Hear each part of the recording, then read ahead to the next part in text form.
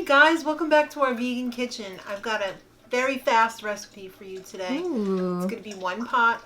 It's going to be very fast. It's going to be super cheap. And it's going to be totally satisfying. And there will be dogs drinking. The minute she picked up the camera, he came over here and was like, I'm thirsty. All right.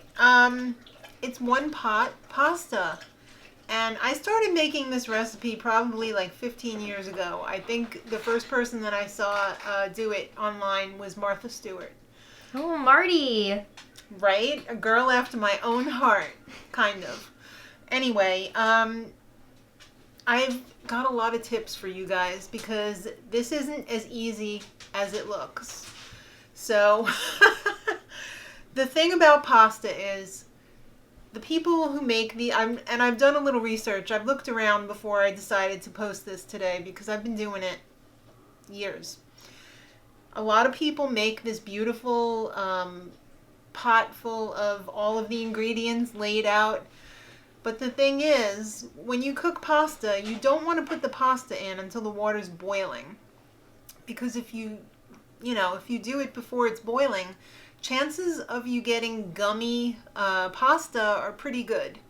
So while it looks pretty on Instagram and everything like that, in reality, you should put all of the all of the ingredients except the pasta, bring it to a boil, and then you put your pasta in. So that's tip number 1. Tip number 2 is choose your pasta carefully.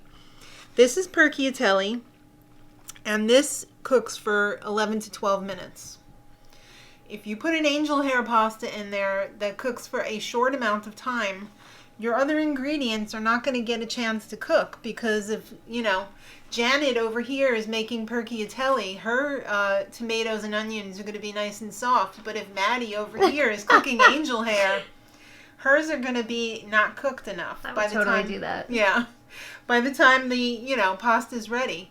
And if you cook it longer, then your pasta is going to be too soggy. So that's tip number 2. Tip number 3 is put in what you like. If you don't like cherry tomatoes, don't put in cherry tomatoes. If you want to put in green peppers or red peppers, or if you want to put in meat, vegan meat, of course. Brown that off first, then add the rest of the stuff, bring it to a boil, and put your pasta in. So I guess, are we on tip number 4? I don't know. Probably. If you don't have fresh ingredients, it's perfectly fine to use cabinet ingredients, like I like to call them. So I don't like to use fresh garlic. I always end up getting bitter garlic, and then I'm so disappointed with the results of the dish. That's why I always use my granulated garlic. It's very rare that I'll use fresh garlic because I have been burned many times. If you have fresh basil, use fresh basil. I do, but I have so little over there and it looks so sad that I couldn't bear to break it off. So I said, I'm just going to use this dried basil. So let's get started. I'm going to put my big pot on high over here so that I can bring my water up to the boil. I'm going to be using 4.5 cups of water. That's what Whoa. this is, all the way up to the top, and I spilled it all over the floor when I was getting ready. Alright, so let's get that in there. Now the thing about this is you can be eating in like 15 minutes. Dang. It's quick. Depending on the pasta. Like if you were to go with a regular spaghetti or a linguine, you could probably be eating after like 9-10 minutes. So, good stuff. Alright, let's put our spices in there. We're going to be using oregano, of course, because it's delicious. And the great thing about this dish is that starch is your friend.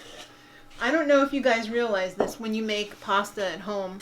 You end up You end up pouring off the water.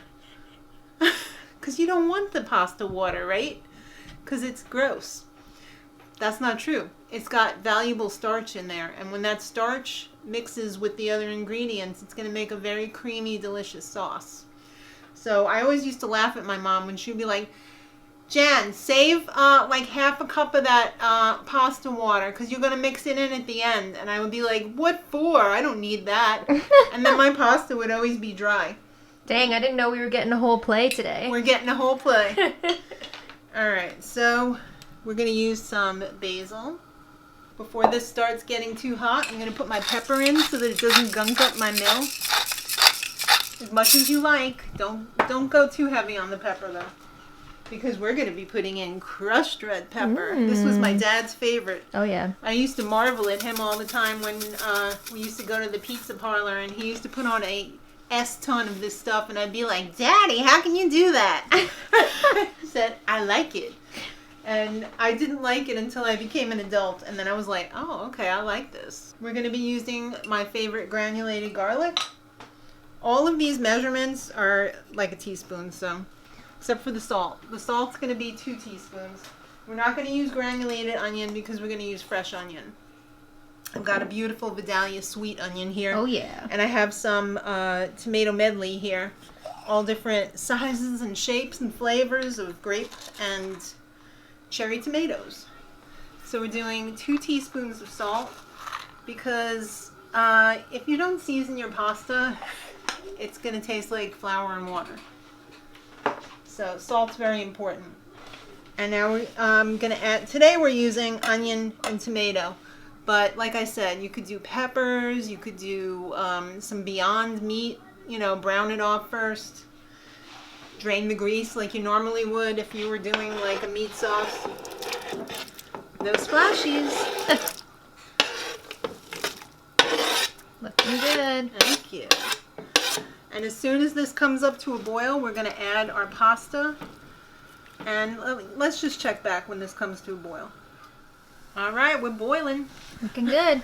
So I also meant to mention, whoops. You could use like diced tomatoes in a pan too if you didn't that'd be delicious too. Yeah, right? Yeah, I know you love your diced tomatoes. I do.